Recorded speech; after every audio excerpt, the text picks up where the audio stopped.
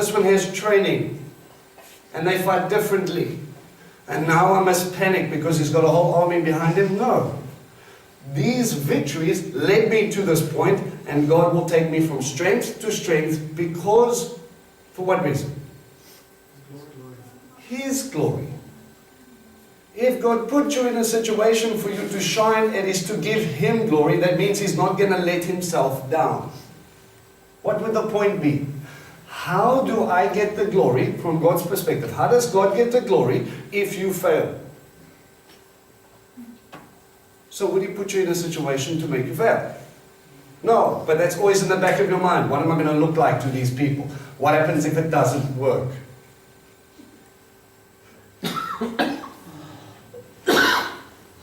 Just this morning I was reading that sometimes you get a Goliath in your life to bring out the David in you. You have to acknowledge it's not about what I'm going to do in my strength and how I'm going to do this. I'm going to go, Abba, I have no idea how to do this, but you're going to go ahead of me and I'm going to hold your hand and skip all the way there because He can. That is a beautiful place to be. It takes all the pressure off. Guys, when you pray for people and you ask for healing, if they look at you and then they go, oh, that didn't work. It's not about me. I'm asking Abba to do something here. I am asking Him on their behalf. I'm asking Him to step forward in front of me. I'm asking Him to receive the glory. It's about Him. Tam?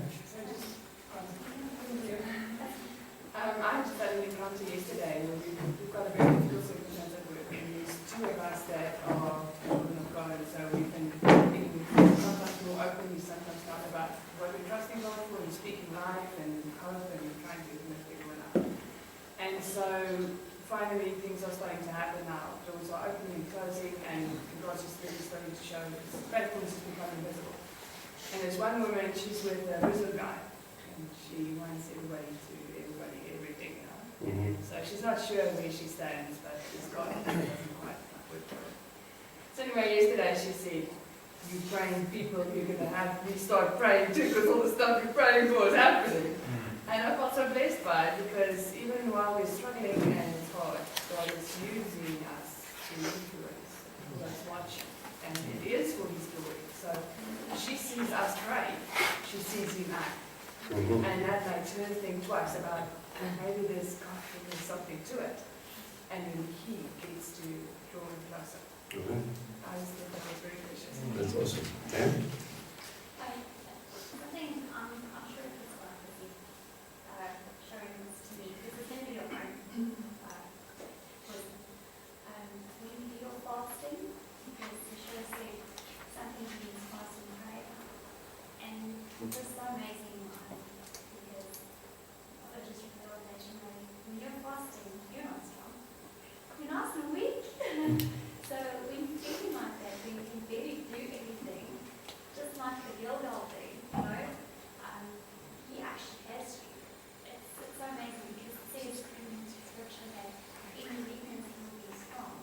Mm-hmm. So I just love that, because it's helping you, where you are normally a strong person, to just get things done. It just makes you weak so God can be strong. Helps you to release and allow God to fight that battle. And it actually is a nice experience, because you normally take all of this fault. But you just get reflected. I've got this picture of Joshua, right?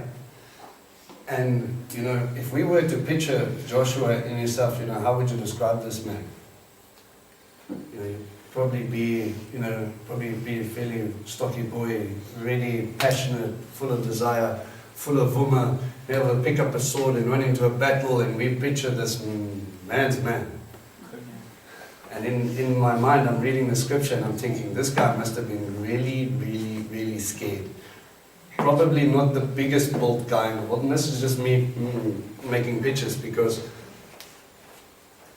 again, in his weakness, time and time again, he tells Joshua, be bold, be strong, be bold, be strong. If he looked like he could do it, why would God have to say it the entire time? Why would God have to lift him up the entire time? Just like when He sends a 12-year-old boy to take on a 9-foot giant. The point is, he can't do this. Don't look at him. Moses should not be able to climb up a mountain 6 times at 80 years old. But yet there he is. Caleb later at 85 plus should not be slaying giants. And there he is.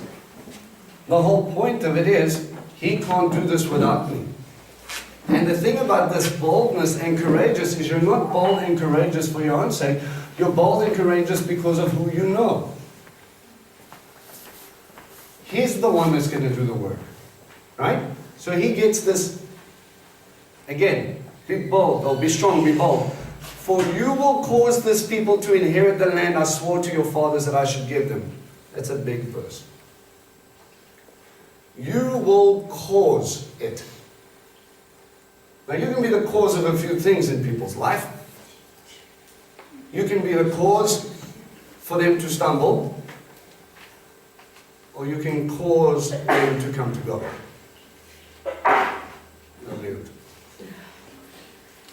Think about that for a second. What you do causes ripple effects. What you say, how you act, how you behave is going to cause something for somebody. Joshua, no stress, but the guys behind you, the promise that's been going on for 400 plus years, it hinges on your obedience. It's just like, there's a massive parallel here with Yehoshua and Yeshua, because Yehoshua will cause them, through God, will cause them to inherit the land. Yeshua, through his death and resurrection, will cause them in the spirit to live within him. Absolutely. And later, new heaven, new earth, new body. So the land you're going to receive later is all through Yeshua. Same parallel. God will save. Yeshua will bring salvation. It's the Acts and the Joshua thing, Revelations, okay? And there are going to be things that he had to face. And through his obedience, he caused them to do it. Was Joshua scared? Absolutely. Was Messiah nervous? Lord, if there's any other way, now's the time. The Garden of Gethsemane was to show you exactly how he had to overcome his own. But because you said, I'll have to drink this cup, okay, your will be done. He was sitting in front of Lazarus' tomb a couple of days before he would be put in his own. And it says he weeps. Some people, and I like this aspect of him, believe that it was about his compassion because everybody was sad. And I believe he weeps with you. Scripture says he catches your tear or your tears in a bottle and he stores it. It says it in the Psalms. But at the same time, he's facing what he's coming out of in a few days' time.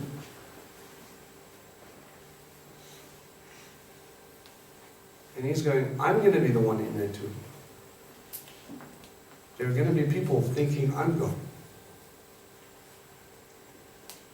That was his Goliath. He wasn't just facing a man, he was facing death. The cup of wrath. And he's going to go, all right, Abba, I'm going to conquer death by dying. I'm going to go to their battlefield. I'm going to stand toe to toe. And what you're going to do is going to change the world forever. It's going to cause an inheritance.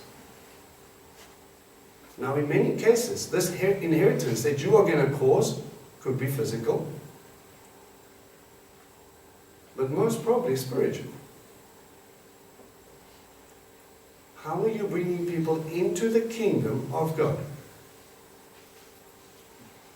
People don't care what you say, they watch what you do. If you believe God is God, I will see it in your walk. If I don't see it in your walk, you don't take it seriously, so why should I take your God seriously? It just doesn't happen. There's just no way. You cannot convert anybody, number one. God has to do it through you. And God's not going to do it through compromise. I promise you that much.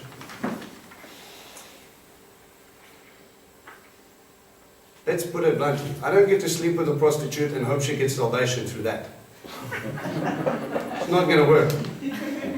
You're going to get something. It ain't be salvation.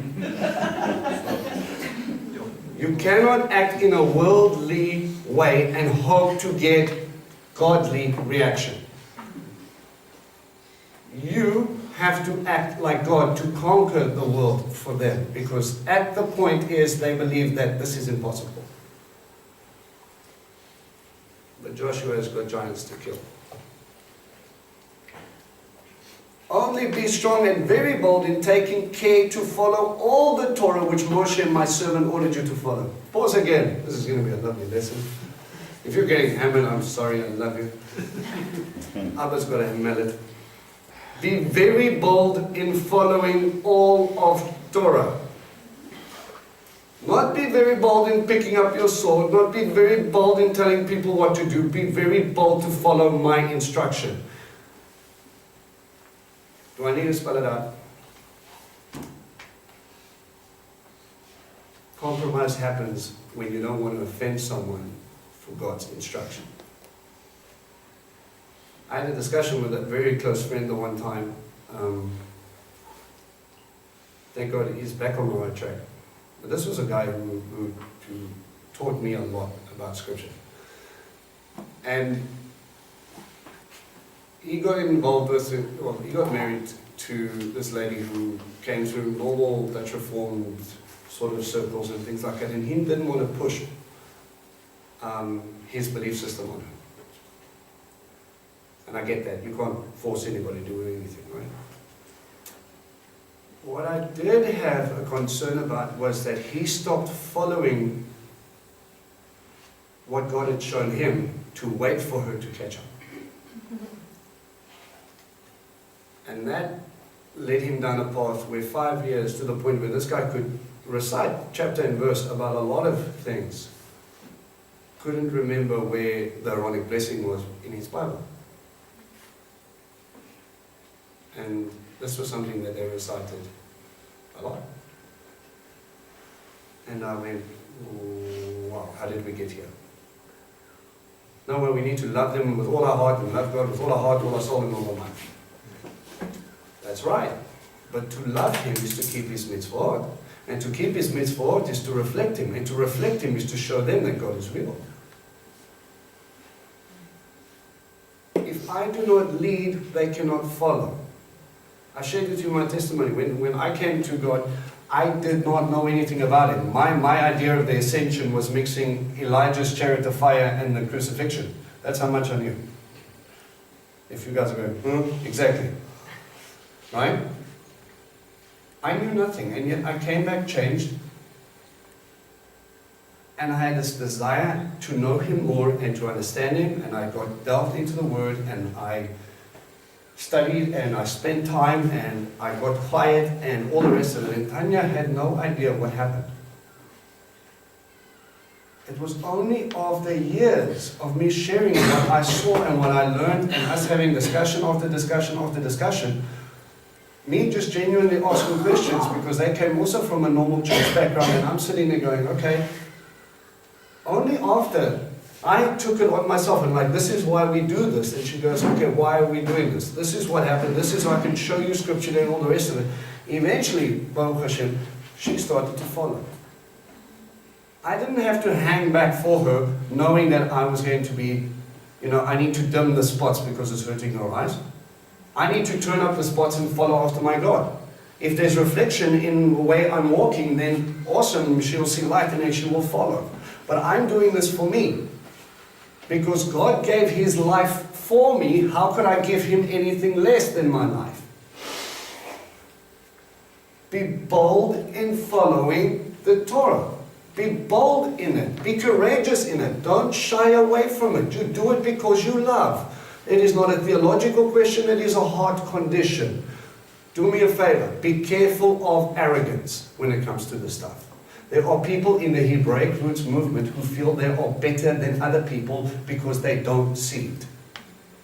Just because your eyes have been opened a little more than the oak next door does not make you clever. It makes God merciful.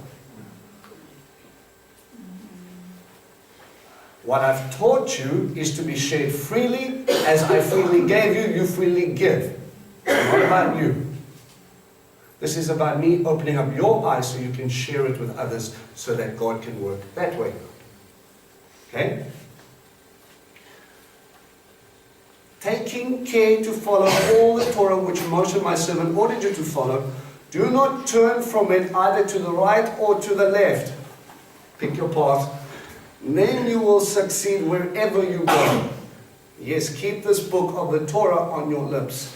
Meditate it on a day and night, so that you will take care to act according to everything written in it.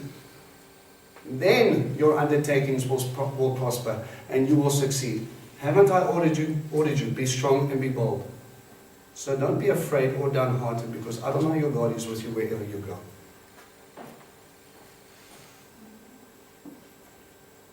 Be very, very careful. Hasatan is crafty.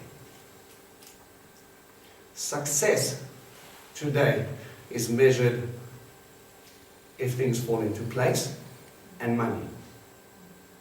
But I tell you, nobody thought that anything was going to stop them until they walked into that trap. Well, you're walking in that direction anyway. I just have to dig a pit and let you fall in it yourself. But nothing's stopping me. Everything's fine. Yeah, but there's a reason too. When you run from God, things fall apart. Because He's so busy fighting for you, He's trying to trip you up in every opportunity He gets. But when you're walking the walk,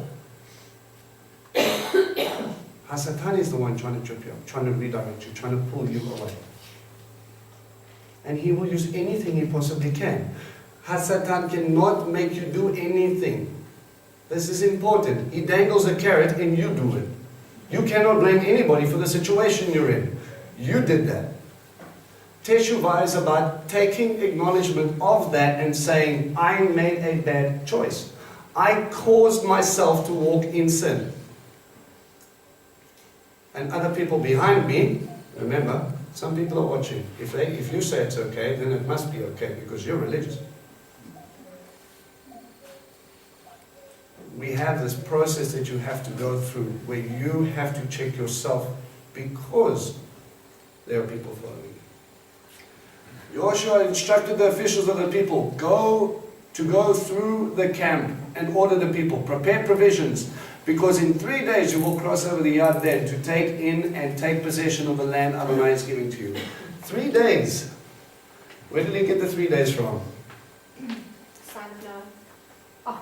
Right, obviously God told him. God told him you're going to go in and you're going to get it, so he takes 3 days, but he sees at Mount Sinai, God says, prepare yourself for 3 days, God will appear. In 3 days, because he appeared, he's going to take you into your inheritance. And in 3 days, Messiah rose. Right? You see the pictures? To the Rubani, the Gadi, and the half tribe of Manasseh, Joshua called, remember what Moshe, the servant of Adonai, ordered you.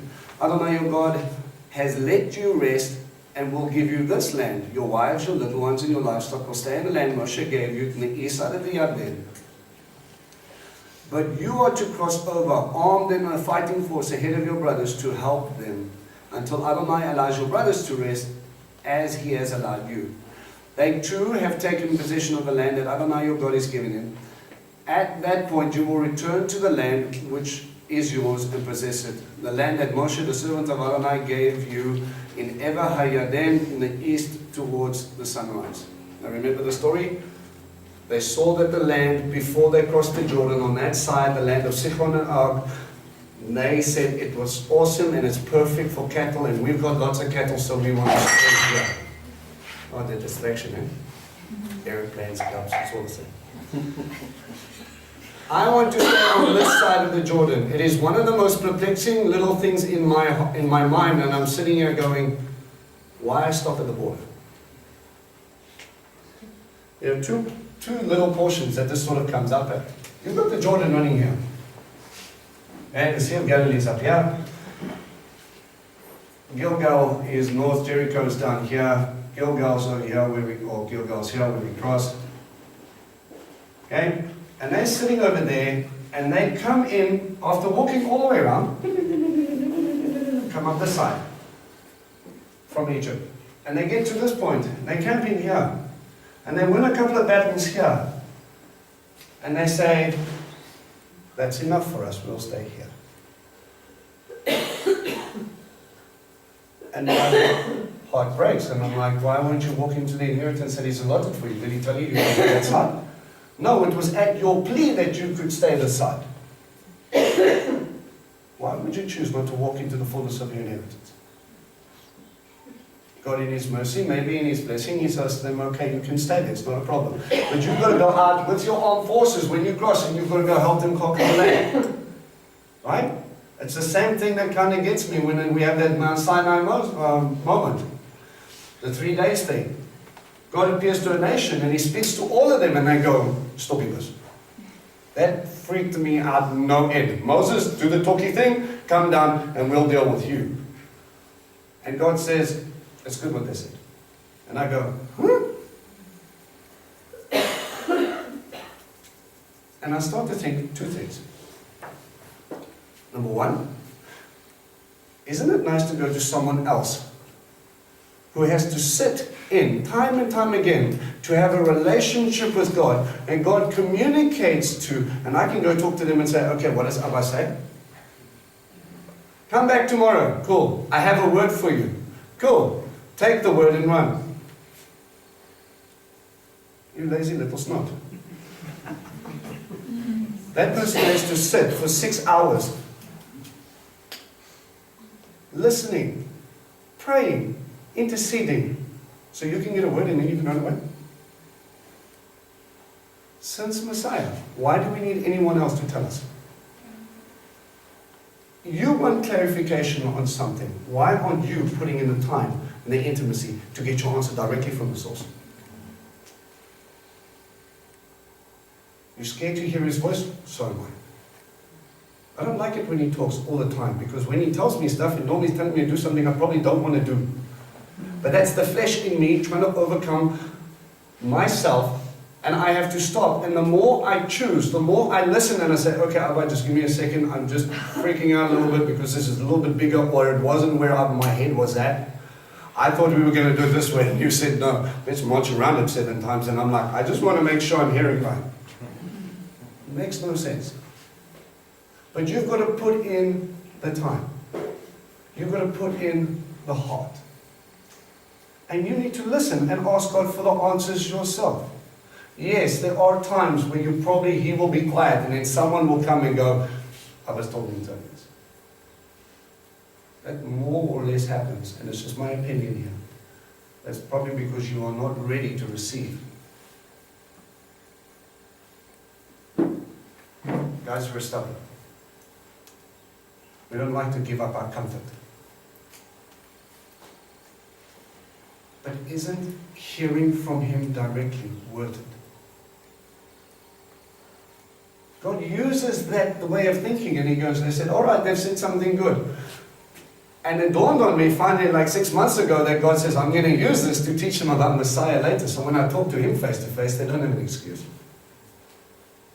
So when He comes up and He says, God said, guys, this is the story. Moses already said there's someone coming like someone like me. You need to listen to them. A great prophet that's coming. You need to listen. But yeah, that, I don't know about you guys, but it bugs me. It bugs me to think that I would be so nervous in my flesh that I wouldn't want to sit with my Father face to face. It bugs me that He tells me, listen, I have made you to be 7'12", but you're choosing to be 5'3". And I stop and I think, but Abba, what's holding me back? And He goes, you're holding you back.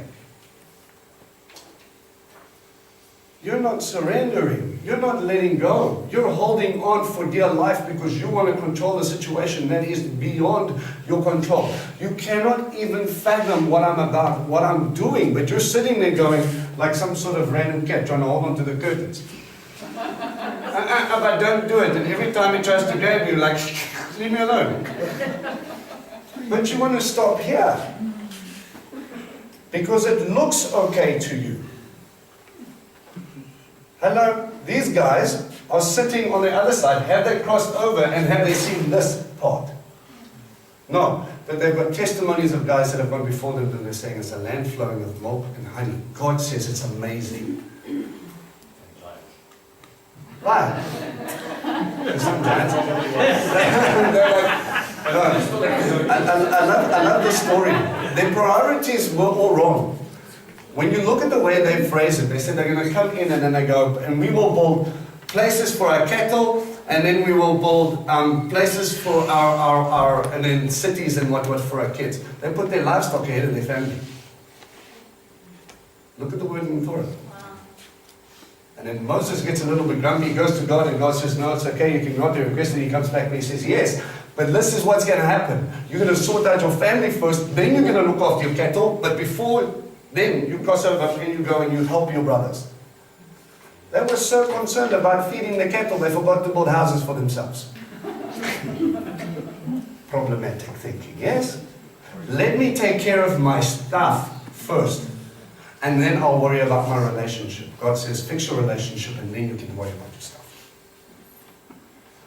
But this hard condition of them stopping here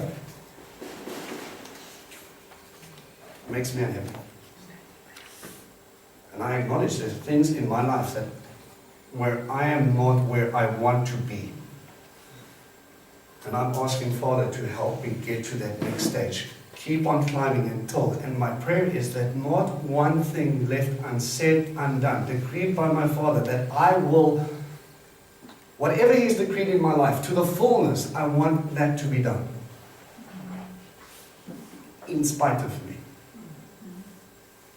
And it drives me crazy when I get it wrong. And in many cases, I'm sure you guys can you feel my heart. I'm stopping me. Because I'm nervous, I'm scared, I don't see it. But there's something inside of me that says, Vince, shut up and just go, because it's not what you see, it's what He's going to do. And you don't understand it now, that's cool. But guess what? He's chosen you for this purpose. He's going to fulfill it for His glory, because you know, and He knows, and everybody else who knows, you can't do that. And then I go, well, isn't that the point? The point is, everybody knows I can't. My point is, He's going to have to. And as long as I keep my eyes focused on Him and say, all right, I'm going to just pitch up and I'm going to ask you to do whatever you do. By the time you're done and I look down, everything's been done. My heart's desire is to come into the fullness of an inheritance. Don't stop at the border. Cross over. You crossed the Red Sea a generation before. And you went from slaves into free. Why stop at being free here to come into your inheritance? Why stop there? You're so close. Gird up your loins, make your exodus, get ready to do some work, get ready to face some giants, and go. God's got His arm on and He's ready to take on His people. And He's going to take on their gods, and He's going to take on the things they trust in, and He's going to take on their strongholds, and He wants you to be witness to what He does. While you're there, swing a sword over it. We need to make sure we don't stop at the border. We need to make sure that if God wants that intimate relationship, put in the time. So it's not about going to anybody else to get a revelation that God is giving you. I don't have to go to anybody else. I can go straight to the source. Let me go to the source.